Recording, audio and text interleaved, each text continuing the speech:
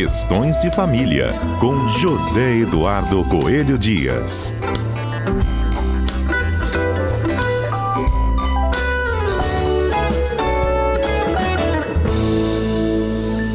Bom dia, Edu.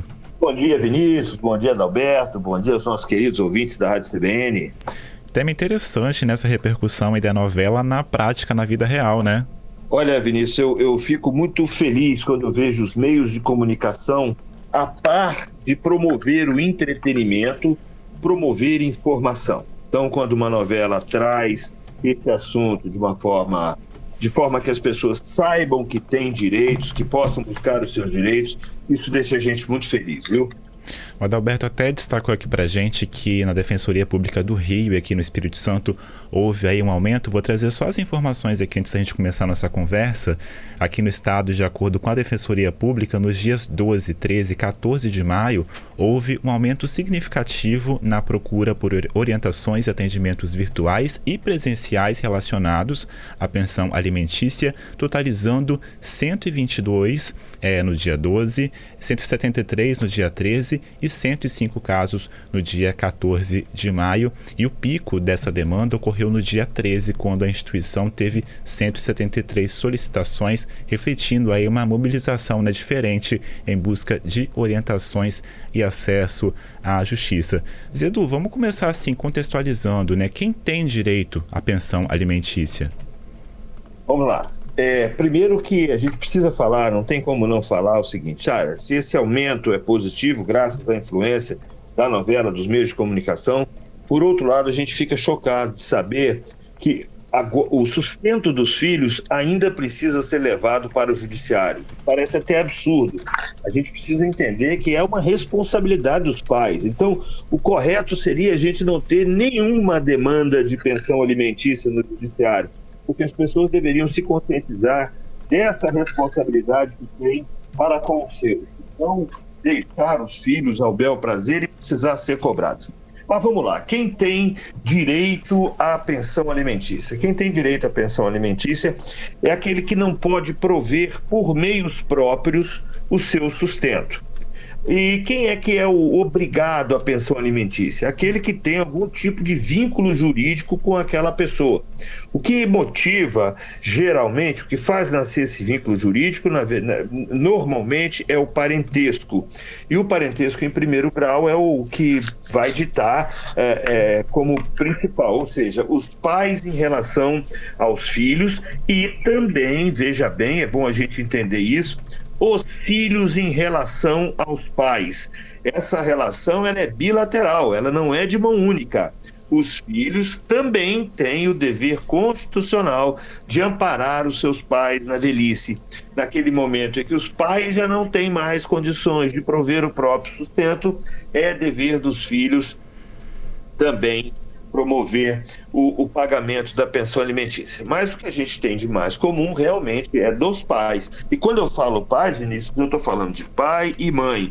E aí sempre é possível que quando não existam esses pais ou esses pais não tenham condições de efetuar esse pagamento, que a gente chame os parentes na sequência, seguindo o grau de parentesco. Entendi. E como que é calculado, assim, quanto que cada responsável deve pagar na pensão alimentícia? Pois é. Hoje você tem a igualdade, né, conjugal, a igualdade parental, de forma que pai e mãe são responsáveis pelo sustento dessas crianças, dos filhos. Isso tem que ser feito um cálculo com base nas necessidades da pessoa alimentada, ou o que a gente chama de alimentando. É feito um cálculo das necessidades dessa pessoa e depois uma apuração da possibilidade de pagamento dos obrigados. E essa possibilidade de pagamento ela é distribuída proporcionalmente, ou seja, em função da renda, da possibilidade de cada um dos obrigados. Então vamos imaginar, vou dar uma regra, claro que pode ter algumas variações, mas se o pai ganha 70% a mais do que a mãe, ele vai colaborar com 70% a mais. Se a mãe ganha 70% a mais do que o pai, ela vai... vai colaborar 70% a mais do que o pai para suprir essas necessidades. Então, primeiro nós apuramos as necessidades, depois nós vamos em busca da possibilidade, saber se essas pessoas têm possibilidade. Se não tem possibilidade, aí a gente vai diminuindo o valor, mas sempre fazendo um cálculo de proporcionalidade. Zedu, em quais casos assim as pessoas conseguem provar que não tem condições de fato de pagar a pensão? Bom, quando a gente fala dos menores de idade, essa incapacidade é presumida. O que significa incapacidade presumida? Significa que a própria lei já reconhece que, como regra, os menores de 18 anos não conseguem prover por meios próprios o seu sustento. Então, se eu tenho menos de 18 anos e peço a pensão alimentícia, eu, como já tenho essa presunção a meu favor, eu não tenho que provar nada. Eu tenho que provar quanto eu preciso para satisfazer as minhas necessidades. E aí essa prova é feita de diversas formas. Por exemplo, notas fiscais, a notinha do caixa, né, da compra do supermercado do mês, os contratos de locação, as taxas de condomínio, que vão ser divididas proporcionalmente entre o número de habitantes daquele imóvel. Enfim, vou provar por diversas maneiras o quantum, ou seja, a quantidade efetiva que satisfaria as minhas necessidades. E esse cálculo tem que levar em consideração, sempre, na medida do possível, o padrão de vida das pessoas envolvidas. Eu costumo brincar dizendo assim, que se o pai tem casa com piscina, o filho também tem direito a usufruir isso, né? Ele tem que partilhar. Agora, note bem, sem esquecer que filho não é sócio do pai. Filho recebe um valor para suprir as suas necessidades, o que não quer dizer que ele tem que ganhar a mesma coisa que o pai, porque seria até fora do escopo da lei, né? Entendi. E até que idade que a pensão tem que ser paga? Não existe uma idade muito certa. Sempre que houver necessidade e possibilidade, eu tenho o pagamento da pensão. E hoje em dia nós temos uma presunção também vinda da jurisprudência, no sentido de que o filho que tem até 24 anos de idade e que está regularmente matriculado em curso técnico ou superior, ele também tem direito ao recebimento da pensão alimentícia. No meu caso, eu continuei recebendo uma parcela assim até 21, quando eu terminei a graduação. É mais ou menos isso? É mais ou menos isso. Esse limite de 24 anos não é um limite estático ou rígido, né? A gente tem essa construção jurisprudencial por conta da realidade. A gente vê que é comum que até os 24 anos ainda você tem um jovem na faculdade e é claro que é muito interessante para os pais oferecer as ferramentas para que os filhos tenham condição de prover o próprio sustento.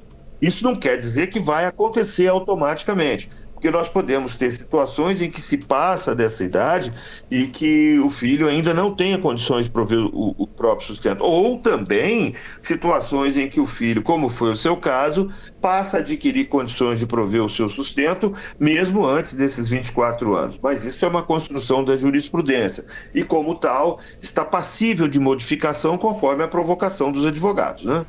Tem até uma dúvida de um ouvinte em relação a isso, o Gerson Rabelo. Você falou que a pensão, no caso, ela pode terminar, né, antes, assim, né, a concessão dela. Mas a partir de 24 anos, não é mais obrigatório? Não, veja bem, a obrigação do pagamento da pensão alimentícia, ela é decorrente desses critérios: possibilidade e necessidade. Necessidade do alimentando e possibilidade do alimentante. Então não quer dizer que com 24 anos automaticamente alguém vai ter que vai suspender a pensão. E outra, é importante a gente avisar, se a pensão foi arbitrada judicialmente, ou ainda que tenha sido por acordo, mas homologada judicialmente, a dívida, o passivo da pensão só vai cessar quando essa sentença for modificada. Então, quem tem já a sua sentença não pode simplesmente parar de pagar quando chega aquela idade. Tem que fazer a ação de exoneração de alimentos. Mas esse limite de idade, como eu disse, é uma construção da jurisprudência e é flexível. Se eu demonstrar, por exemplo, que nós temos, vamos dar o exemplo dos jovens artistas, dos influencers mirins, vamos dizer, essas pessoas que conseguem, como se diz na expressão atual, monetizar, né? Antes mesmo de completar a maioridade. Então vamos imaginar um artista jovem com 15, 16 anos que ganha o suficiente para prover o próprio sustento. Nesse caso, não vai ser devida a pensão alimentícia. Tá? Por outro lado, ainda que se extrapole essa idade, nós temos que considerar se aquela pessoa que está ali, se aquele alimentando, se aquele filho, tem realmente condição de prover o próprio sustento. Porque pode ser que ele tenha uma deficiência ou outra, ainda que não declarada, ainda que não seja uma deficiência que tenha resultado numa interdição, numa curatela, isso tudo é levado em consideração. Na prática, na média, a gente sabe que um jovem de 25 anos, pelo menos em condições normais, ele tem sim condições de prover o seu sustento com ou sem custo superior, né? Enfim, então nós temos que avaliar sempre caso a caso. Entendi. Adalberto tem uma pergunta, né? É isso. Bom dia, Zedu. Tudo jóia? Bom dia, Adalberto. Olha, Zedu, lá na novela Vale Tudo, uma das preocupações, Zedu e Vinícius, de um personagem lá era com relação à possibilidade dele ser preso caso ele não fizesse o pagamento da pensão alimentícia. E aí, Zedu, eu queria entender um pouquinho ali. Realmente, corre o risco disso acontecer? Em que tipo de circunstância? Não pagou, o responsável realmente pode ser preso, Edu? Uma vez constituída, excelente pergunta, Adalberto. Uma vez constituída a obrigação alimentar, prevista numa sentença, ela é passível de execução. Ela vira um título executivo judicial e pode ser executada. O que acontece? As prestações mais recentes, ou seja, aquelas que se venceram em até as três últimas parcelas, vamos dizer assim, elas podem ser executadas pelo chamado rito da prisão. As mais antigas não, aquelas que têm mais, a partir da terceira parcela para trás, né, elas vão ser executadas normal, pelo rito patrimonial, mas as mais recentes podem ser executadas pelo rito da prisão. O que significa isso? O executado ele é intimado para em 3 dias pagar, demonstrar que pagou ou justificar o não pagamento. Essa justificativa só é aceita no caso de real e efetiva impossibilidade de se fazer o pagamento. Aí desculpas como, eu perdi o emprego e por isso não paguei. Não serve como justificativa. Eu estava apertado. Não serve como justificativa. Porque nós estamos lidando com o mais recente, com a urgência, com a fome, com a necessidade que aquela pessoa tem de receber alimento. Então, passados esses 3 dias, se a pessoa não paga, não justifica ou não demonstra que já pagou, depois de ouvido o Ministério Público, o juiz pode sim decretar a prisão, que vai ser cumprida num sistema semelhante, né, ao de regime fechado. A gente não vai falar regime fechado, apesar da lei falar, eu não gosto de falar, porque não é uma pena no sentido do direito criminal. Na verdade, essa possibilidade de prisão é uma medida inibitória, ou seja, você tem ela na lei para que você não seja preso, ou para que você seja estimulado, vamos dizer assim, ou coagido até a efetuar o pagamento. Então, ela não é uma penalidade por um crime que você cometeu. E você vai passar lá esses 3 meses em regime, em até 3 meses. O juiz também tem que fundamentar qual foi a gradação utilizada, porque pode ser de 30 até 90, então vai explicar por que aquela pessoa merece não 30, mas 90, vai ficar em regime fechado e separado dos demais presos, tá? Mas existe sim a possibilidade de prisão, viu, Adalberto? Obrigado, Edu.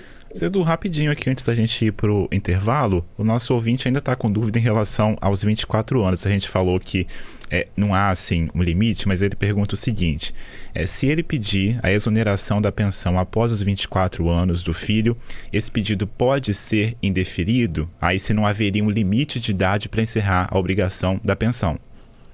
E nós temos que analisar a circunstância no caso a caso. A gente imagina que alguém que tenha mais de 24 anos e que não esteja cursando um curso superior ou não esteja estudando de alguma forma, ou mesmo que esteja estudando, porque pode ser que esteja fazendo um curso que permite que ele trabalhe durante o dia, como tanta gente está aí fazendo. Eu sou professor, dou aula à noite, eu vejo o esforço dos meus alunos trabalhando durante o dia e estudando à noite.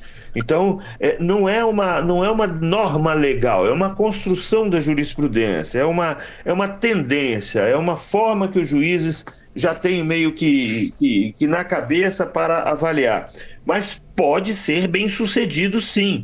Se você demonstrar que aquela pessoa já tem condições, ao menos em tese, não é que ela já esteja trabalhando, mas que ela tenha condições de prover o próprio sustento, que esteja aí no mercado de trabalho, ou que não esteja, ou que, enfim, ela pode ser exonerada dessa pensão, sim. Isso é uma possibilidade concreta, bastante concreta, e depois desses 25 anos, depois desses 24 anos, os juízes já têm uma tendência a promover a exoneração, né? Até porque a prova da necessidade e da incapacidade de prover o próprio sustento passa a ser daquela pessoa, do alimentando, e não do alimentante, como é o caso, por exemplo, das crianças. Eu não sei se o Gilson agora entendeu a nossa afirmação aqui.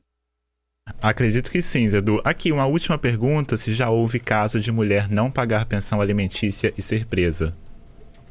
Embora ainda seja mais raro por conta da nossa estrutura patriarcal, porque a gente foi formatado num patriarcado, e agora estamos nos libertando disso, e estamos tendo uma sociedade mais igualitária, em que as mães também são devedoras, podem vir a ser devedoras de pensão alimentícia, e estão sujeitas às mesmas regras. Eu já vi casos, sim, de mães que atrasam o pagamento de pensão, embora, até por conta dessa realidade, dessa estrutura social, isso seja bastante raro. O fato é que as mães, quando têm as crianças, elas dão um jeito de não faltar nada, ainda que o pai não tenha a mínima compreensão da necessidade, não é de pagar a pensão, é de cuidar dos seus filhos, né? Zedu, obrigado, viu? Tenho algumas perguntas aqui ainda, a gente envia para você e depois a gente dá uma resposta para os nossos ouvintes. Até semana que vem. Vamos aí.